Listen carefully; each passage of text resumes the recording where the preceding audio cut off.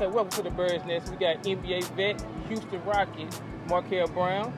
Markel, thanks for being on the Bird's Nest, man. Man, thanks for having me. It's no problem, no problem. Okay, man, we want to start out, man, letting everybody know who you are. Where you from? Markel Brown, born and raised Alexandria, Louisiana, raised by my grandparents. So at what age did you start playing basketball? Oh, man. I've been playing since I could remember, like 6 years old. I mean, Okay. it's always been a family sport for me. Yeah. Watching my uncles grow up and play, my mom played, my dad played. I mean, friends around the neighborhood, so pretty much that's all I ever known. Right, right. So when did you realize that you had a good shot, that you were special playing basketball? I didn't really realize. Well, I realized that I was good going around the neighborhood. You know how people tell you, like, you good, like, Right. keep going, keep going. And like junior high, like I started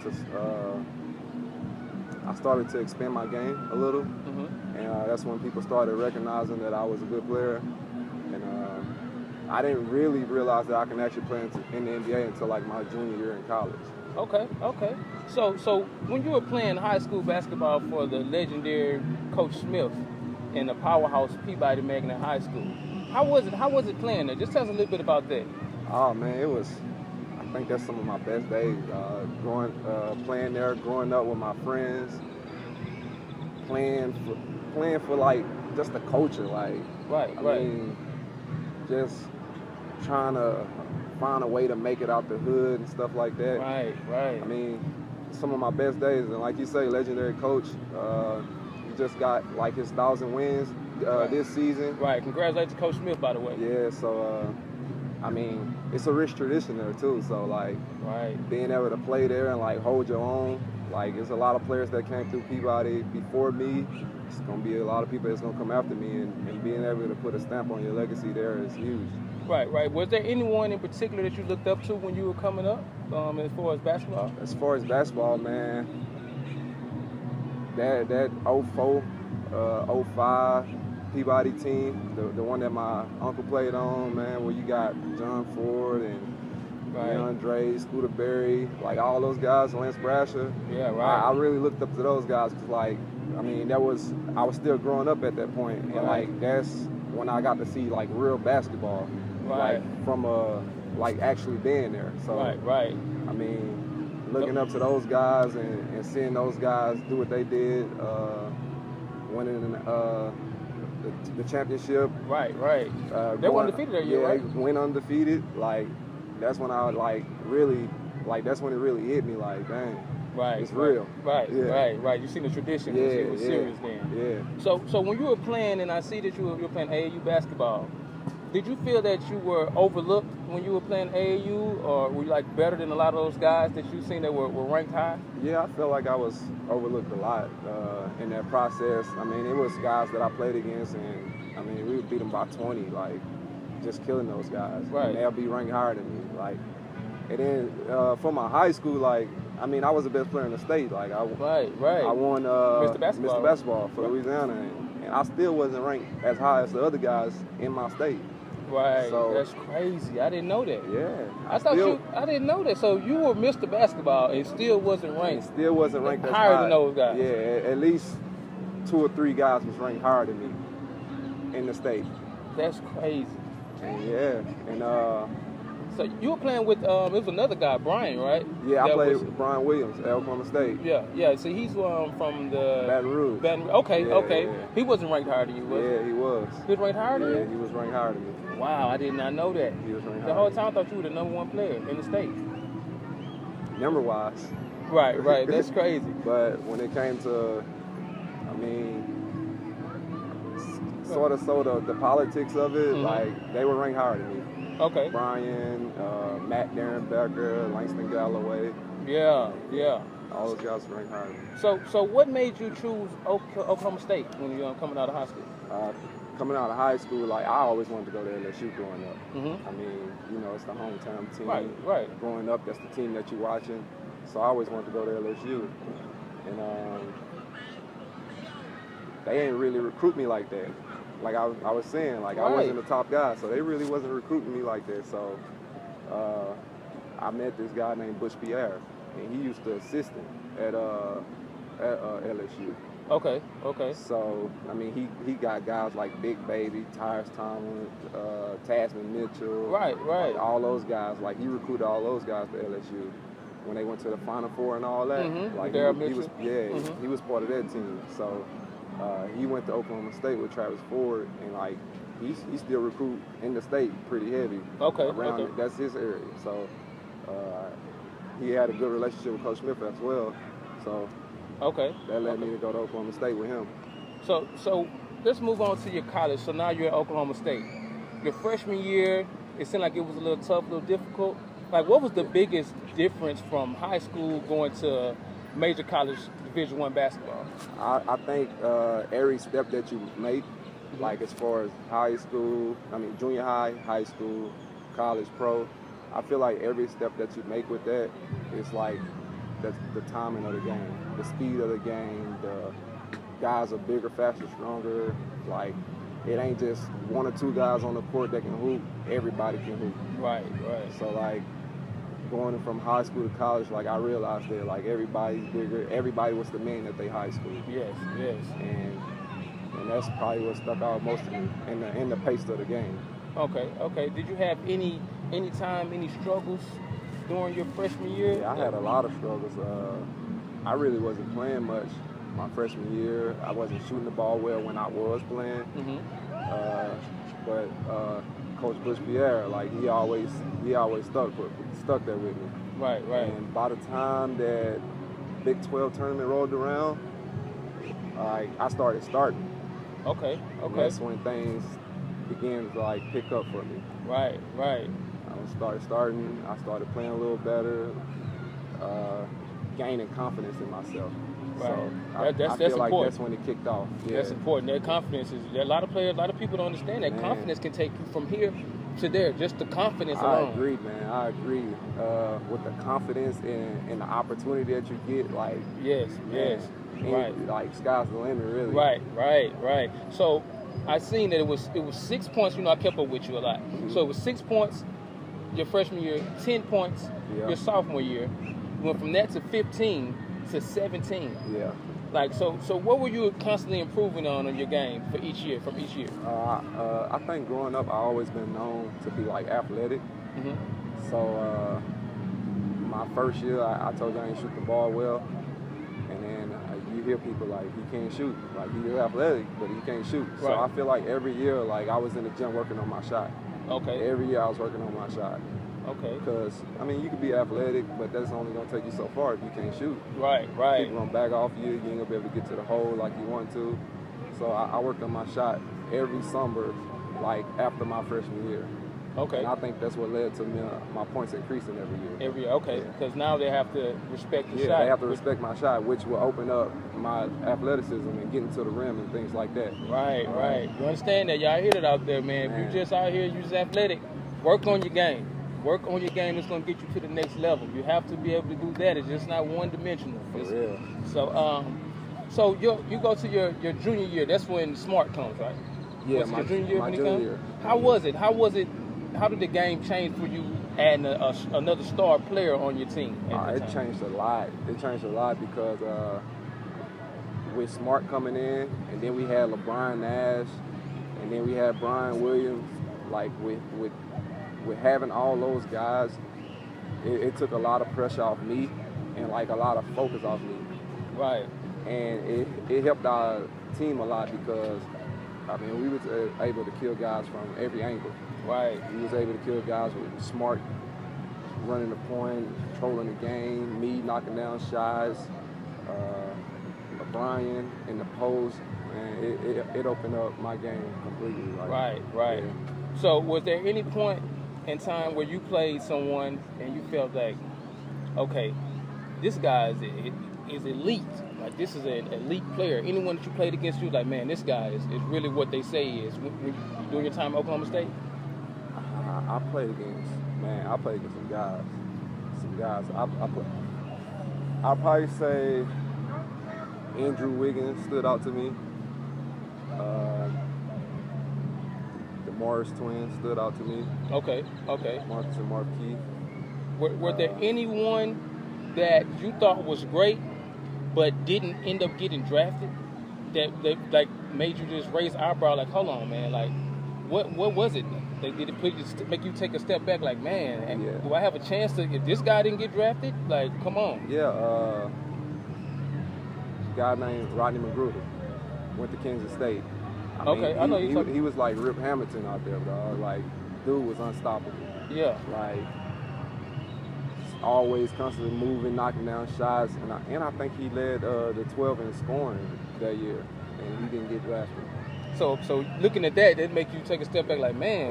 It make you take a step back for sure, because you like, man, he doing all this, and he ain't get drafted. He like top 3 in the 12, and he ain't get drafted. Man, Big 12, that's major conference. Yeah, that's big time. That's major. A lot of talent come out of there. So yeah, I mean, that really stood out to me a lot. But I mean, Rodney is Rodney. He never gave up. Right. Eventually, he made it. But just him going through the process, I know it probably fucked him up more than it fucked me up. Exactly.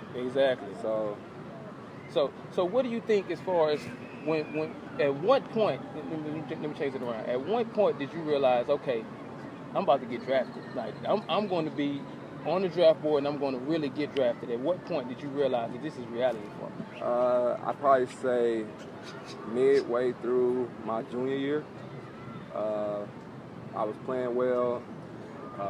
I got Marcus Smart on my team. We beating top-ranked teams. Like we ranked top 10 in the nation. And I was like, damn. And then I see my name get on like draft boards and stuff like that, and I'm like, damn, I really got a chance to play in the NBA. But before that, like, I mean, I would have never imagined it. Right. I'm just out there hooping because that's all I've ever known. Yes. I'm out there hooping and having fun and going to school for free. Like, bless. Yeah, but midway my junior year, dog, when we turned it up, we beating ranked teams. Like, we making noise. Like, that's when it really hit me. Yeah. Okay. So. A big misconception I would think people would say about you is that they see that you're laid back, but when it comes to, you really are a laid back person, but when it comes to on the court, it's a fire. They that would really, and I think what really raised the eyebrow, what made people think like, man, was the Mizzou game. Yeah. Started off the game with a dunk, dunked on them. Yeah. That was your first take, right? You got was that when you got the first take? I ain't get a take for that. Okay. I blocked somebody's shot and said, "Give me that shit." Yeah. That's when you got the take. And the second one was when you cocked it back. Yeah. And it really was a foul. Yeah. And they called it tech. And there was people started looking like, okay, like hold on, Markel. Yeah. That's Markel. They don't understand that the separation between you right here and the competitive, the competitor.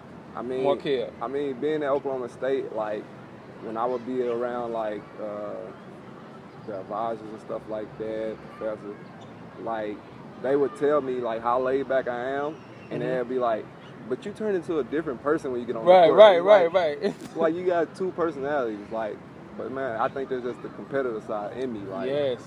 Like, I'm laid back off the court, I'm chill, I'm nonchalant, I be chilling. Right. But on the court, like, when we get in between them lines, like, I'm hooping. Yeah. I'm all in your shit. Like, I'm talking shit. Right. Like, That's how I feel like the game should be played. The game should be played like that. Yeah. And I'm going to bring back one time. I remember the first time me ever seeing you play was at Ash. You came to Ash and played. I was opening the gym up. Coach Perkins was the coach then. I was opening the gym. We all came hoop. So I'm like, okay, I heard about you a little bit. So we were just playing pickup, and I think you caught it off the rim, dunked it. Yeah. Then one time the ball was fumbling around, just picked it up and dunked it. Yeah. I was like, okay. Like, this is an athlete. Like, you're an athlete, man. I was like, okay, like, that's when I really started keeping up. When, I kept up with all the players coming up, and so I knew coming in, I knew Pump, knew when you started coming out. So I was like, okay, well, let me keep my eye on these people, because I always root for you guys, regardless of the school. Right. We're from the same place, you know. So I watched you, I'm like, okay. So then when I started seeing it, I'm like, okay, well, he really is a monster. Yeah. And I knew you wasn't as nice and as friendly as then when we was playing pickup basketball. So I knew it was a difference then. Right. So let me go transition to you getting drafted. How did that feel, man? How was that feeling, like hearing your name called on draft night, man? How was that? I ain't gonna lie. Draft night, that probably was the longest draft night ever. Right. It's just a different nerve, like sitting there waiting for your name to be called. I went like mid-second round, so sitting there waiting, you seeing people go, sitting and you've been in the back of your head like, damn, I'm gonna get drafted. Like, right. I put in all this work all summer. I've been killing in these NBA workouts. Like, damn. Yeah. And hearing your name get called, is like a weight being lifted off you, like. Yes. Then I was at home for like the draft. Like I just had a little party at home with my family and stuff. So just being there and being able to hear my name and seeing them proud of me and making them proud. Right. Like all that, just it was special to me. Right. That's when you was there at your grandmother's, grandmother's house, who she recently passed away. No, that was my great-grandmother. Your great-grandmother recently passed away? Okay, sorry for your loss, man. So how was she instrumental in your life for your great-grandmother? She was huge in my life, man. She's like the backbone, just like my grandma is now. But she's like the backbone who like kept our family together and things like that. You know, everybody can come to her house. Everybody, that's where we meet up and have family gatherings and things like that. So she was huge in our life. Man, I understand. I know how my grandmother is, so man, I know how she was. She passed too, but you know, everybody come off the street can come over there and get some food. Right. Walk down the street, boy, come in here and get some food. Like, man. Yeah, I understand that. So tell me now. So now you're drafted. Now you're in the NBA. Mm-hmm. So what was the challenges that came in? Now you're here. You're here. Did you have any worries about, okay, am I going to stick? Am I going to stay? You with the Brooklyn Nets at this time? Yeah. Are you thinking like, okay, because at second round there's no guarantee, right? Right. So did you know, were you guaranteed a contract when you got drafted? Not when I first got drafted. Okay. I had to go through the process, go through training camp and all that. So how was that? How was that process? Let us know how the process is, for those who don't know. I mean, when I got drafted, it's tough, like, because it's like you auditioning again, but only for one team. Like, sometimes it might be good to go undrafted, because when you audition, it's for, like, you got 32 teams looking at you, 30 teams looking at you. Right. When you get drafted in the second round, you got one team. You locked in at one team. Right. So now if this team don't pick you, you can't go to another. Right. I didn't know that. And it's going to be over. By the time you go to training camp with this team, they going to pick their roster. Yeah, because they doing the same thing with the players they pick. Right. So, it was another audition. So I really had to go out there and hoop and show them that I can play. And I had a good training camp. But shit, right after training camp, I had got injured. I had broke a hand in my bone. Broke a bone in my hand. Another setback. But I was thankful enough to be able to sign the contract before I did it, but it was another setback because honestly, I think it messed up like my playing time. Okay. It's like it's the beginning of the season. Like training camp is where you get your spot. Yes. So if I'm hurt, they can't really see. Yeah, right. I can't get a spot. So my first year was tough. It was like a roller coaster. I didn't play like the first half of the season. Yeah. Like I was just playing like bullshit minutes when you beat somebody by 20 and when you lose it by 20. Right. Get in the game, let 2-3 minutes left. Right. Like, I was just playing like bullshit minutes until like after All-Star break. That's when it picked up for you? During All-Star break, that's like another opportunity to get playing time. Yeah. Because we got time to practice. We got time to kind of shake things up and get ready for the playoffs. So during All-Star break, I was hooping, and then one of the starters got hurt. So like shit, they started me. Yeah. I started for the rest of the season after that. So, so that's amazing. That's a big difference. What was the difference in the NBA game for you, like the guys? I know the speed and everything, but what did you see? Did you pick up anything like, man, this is serious? Like, what was that you picked up from your rookie year, from college, coming from college? My rookie year, coming from college, you just pick up a lot, dog. Like when people say that's a vet move, like people really be doing vet moves out there where there's little tugs here, like holding onto your jersey or trying to find ways to guard somebody on defense, like being the pest or something like that. Yeah. I mean, that's really real. So just learning the NBA game and learning how to get your way, like how to make your way through the game. Yeah. But who would you say was the best defender out there since you had to face or you've seen when you was while being in the NBA? The best defender? Yeah. Man, going against like Avery Bradley, Marcus Smart. Okay. Brown's jumper.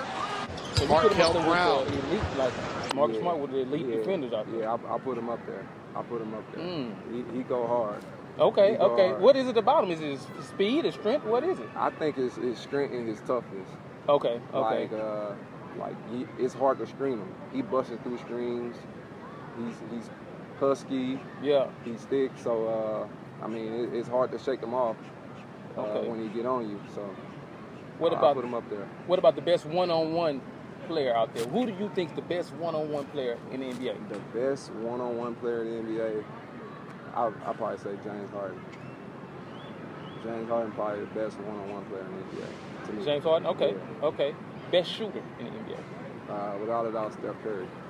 Okay. Steph Curry, Kevin Durant. Probably best shooters? Best shooters. Wow. So you would put Kevin Durant over Klay Thompson? Yeah.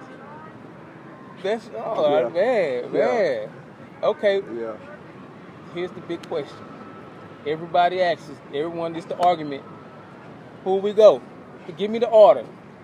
Jordan, LeBron, Kobe. Give me the order, 1 to 3. Who's the best? Oh man.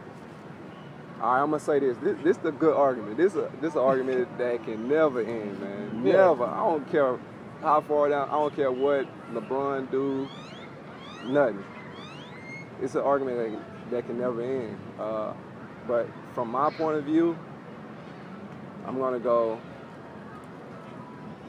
first. I'm gonna go third. Third, Kobe.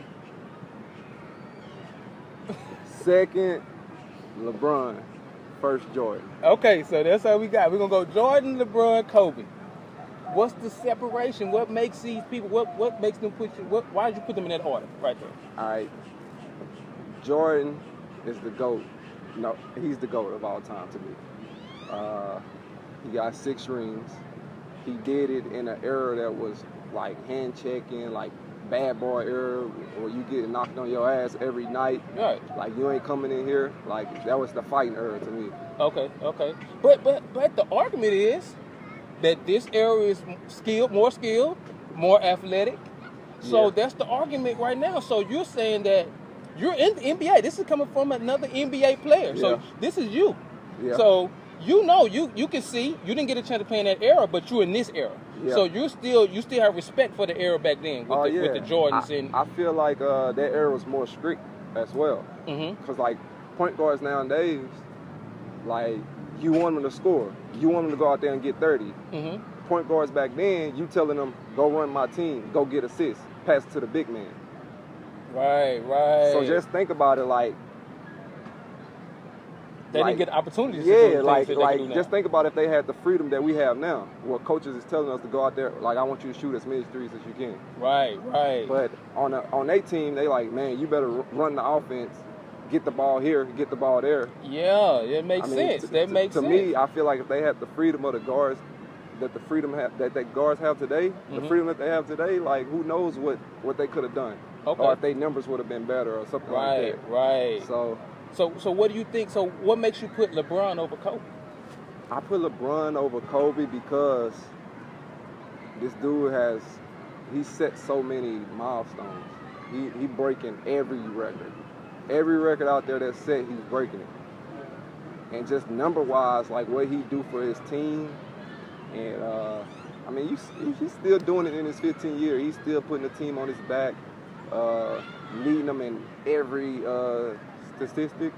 I mean, he's doing everything. So that's why I put him over Kobe, because of how he did it. Right. He's breaking stats. He's doing all he can do with.